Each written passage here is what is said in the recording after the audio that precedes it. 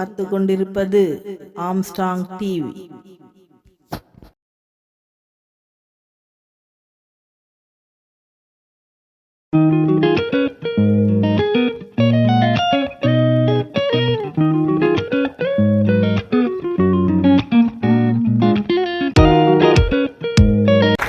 இன்றைக்கு சென்னை மாநகராட்சியில் மிக மிக பழமையான மாநகராட்சி, 337 ஆண்டுகள் கடந்த ஒரு மாநகராட்சி.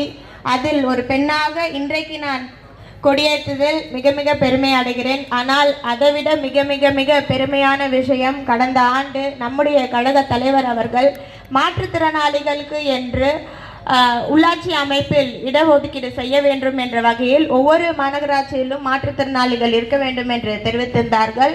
அந்த வகையில் சென்னை மாநகராட்சியில் 2 நியமன உறுப்பினர்கள் நியமிக்கப்பட்டிருந்தனர். இன்றைக்கு 337 ஆண்டுகள் பழமை வாய்ந்த மாநகராட்சியில் முதல் முறையாக மாற்றுத்திறனாளிகள் இன்றைக்கு இந்த நிகழ்ச்சியில் பங்கேற்று நடனமாடி சிறப்பித்தார்கள். ஆனால் இதுதான் நம்முடைய கழக தலைவர் நம்மளை உடை அணிந்தவர்கள் யாருமே உள்ளே வரக்கூடாது என்று சொல்லி அனைவருமே வெளியில நிற்க வச்சு எத்தனையோ பேர் குழந்தைங்களை உள்ள அனுப்பிட்டு வெளியில நின்னக்கூடிய சூழல் இருந்திருக்கு. தமிழ்நாடு என்றாலே இனம், மதம், ஜாதி இப்படி எதுவுமே இருக்கக்கூடாது, எல்லோருக்கும் எல்லாம் கிடைக்க என்ற வகையில தான் கடந்த 5 ஆண்டு கால அரசாட்சி நடைபெற்றிருந்தது. ஆனால் இன்றைக்கு இன, மொழி, ஜாதி இது எல்லாமே போய் கலர் வேறுபாடு இருக்கு. இன்னைக்கு மேடையில் அமர்ந்திருக்கக்கூடிய நம்முடைய அண்ணன் சுபவீர பாண்டியன் அவர்களும் கருப்பு சட்டை தான் போட்டிருக்காரு. அதுல இருக்கா கருப்பு சட்டை போட்டவங்க கொடியேற்றுறத பார்க்கக்கூடாது அப்படின்னு சொல்லிட்டு நிகழ்ச்சி இன்றைக்கு ஒரு நல்ல நாள், குழந்தைகளோட குடும்பத்தோட பார்க்கணும்னு ஒரு ஆர்வத்தோடு வரும் பொழுது அவர்கள் போலீஸாரை வைத்து உள்ள அனுப்பாம இருக்கிறது இது எந்த வகையிலையும் சரியில்லை. இதுல இன்னும் என்ன முக்கியமானதுன்னா, கொடி ஏத்துன முதலமைச்சர் அவர்கள் என்ன கலர் உடை போட்டிருந்தார்கள்? நம்முடைய இன்றைய எதிர்க்கட்சி தலைவர் அண்ணன் உதயநிதி ஸ்டாலின் அவர்கள் ஃப்ளோர் டெஸ்ட் பண்ணும்பொழுது அசம்பிளியில் பாட்டு பாடுவாங்க, இன்னும் போனால் டான்ஸ் ஆடுவாங்க அப்படின்னு சொன்னார். இன்றைக்கு சட்டசபை நடக்கிறது, சட்டசபையில் பாட்டு பாடுறாங்க, வணக்கங்கள் வேறு முறையில் வணக்கங்கள் தெரிவிக்கிறாங்க. இது நம்முடைய எதிர்கால தலைமுறையினுக்கு என்ன மாதிரி ஒரு எதிர்காலத்தை தரக்கூடிய சூழல் ஏற்பட்டிருக்கிறதுன்னு இங்கே எல்லாருக்குமே ஒரு கேள்விக்குறியா இருக்கிறது.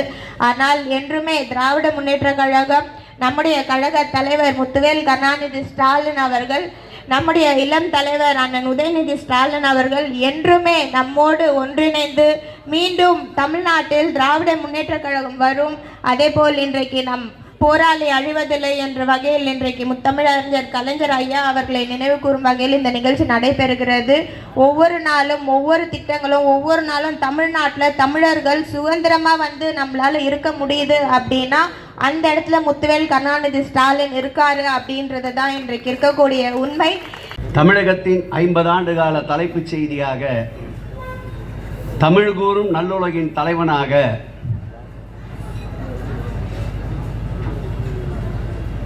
என்னாலும் கார் உள்ளளவும் கடல் நீர் உள்ளளவும் மங்கா புகழோடு வாழும் ஒரு தலைவன் ஒன்றிய துணைக்கண்டத்திலே இருக்கிறார் என்றால் அது ஒப்பாரும் மிக்காரும் இல்லா கலைஞர் தவிர வேறு யாரொருவரும் இருக்க முடியாது என்பதை நிரூபிக்கின்ற வகையிலே அந்த கலைஞருக்கு அதிகாரத்திலே இருக்கும்போது ஒன்றி விழா இல்லை, அதிகாரத்திலே இல்லை. ஆனால் கடந்த ஆண்டு இதே போன்று 10 நிகழ்வுகளை கலைஞர் நினைவு நாளிலே நடத்தி காட்டினோம். இந்த ஆண்டும் 10 நிகழ்வுகளை நடத்துகிறோம். அதில் 5வது நிகழ்வாக இந்த நிகழ்வு. இந்த நிகழ்ச்சிக்கு தலைமை பொறுப்பை ஏற்றிருக்கின்ற அன்பு தம்பி கிருஷ்ணகுமார் அவர்களே, குறிப்போடு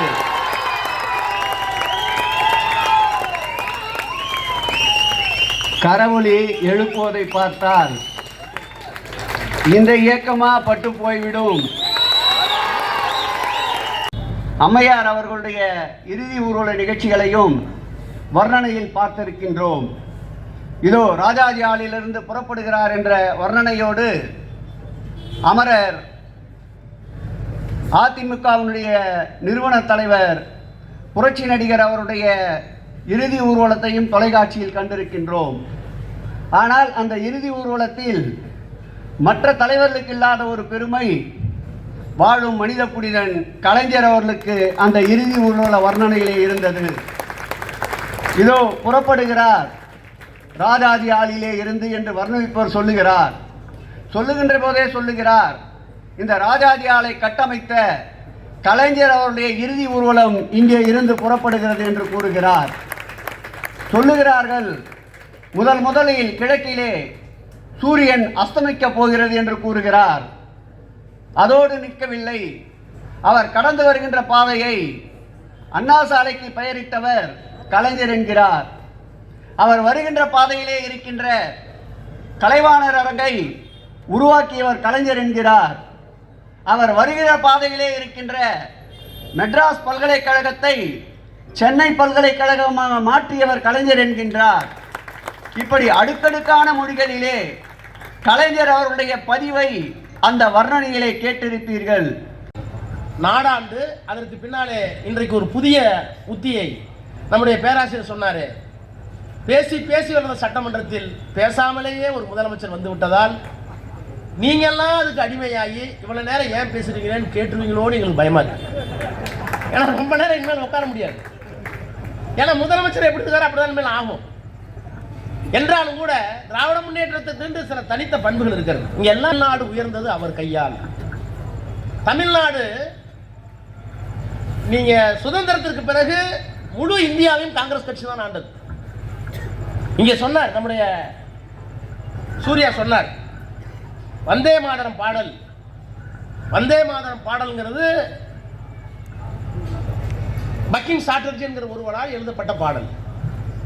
ஆனந்த மடம் என்கின்ற ஒரு நாவல்.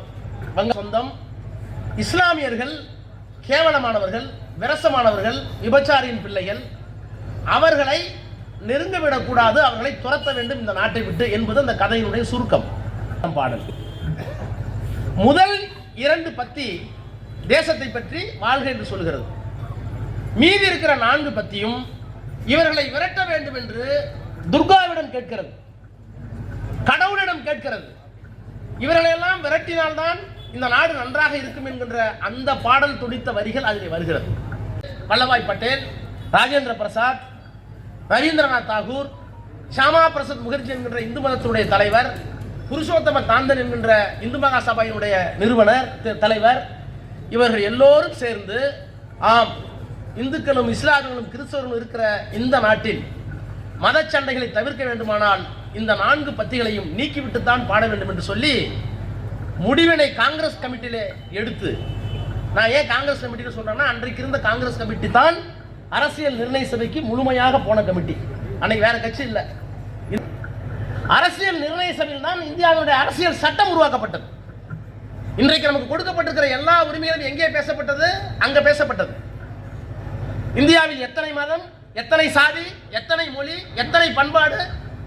நான் கட்டிருக்கிற வேட்டி டெல்லியில் இல்ல, ராஜஸ்தான்ல வச்சிருக்கிற தலப்பா நம்மள்கிட்ட இல்ல. வெவ்வேறு மாநிலங்களுக்கு வெவ்வேறு உடை, மொழி, கலாச்சாரம், பண்பாடு, இத்தனை வேற்றுமைகளையும் உள்ளடக்கி நாம் எல்லோரும் ஒரு சட்டகத்தின் கீழ் ஒரு நாட்டு மக்களாக வாழ வேண்டும் என்றால் அதற்கு ஒரே ஒரு காரணம். இந்த மேடையில் யார் யார் எந்தெந்த சாதி, எதிரே இருக்கிற எந்தெந்த மொழி பேசுகிறீர்கள், தெலுங்கு பேசுகிற 4 பேர் இருக்கலாம், கன்னடம் பேசுகிறவங்க 4 பேர் இருக்கலாம், வெவ்வேறு சாதி. ஆனால் இவ்வளவு அமைதியாக 2 மணி நேரம் இந்த கூட்டம் நடைபெறுகிறது என்றால் அதற்கு காரணம் அரசியல் சட்டம், அரசியல் சட்டம், அரசியல் சட்டம்.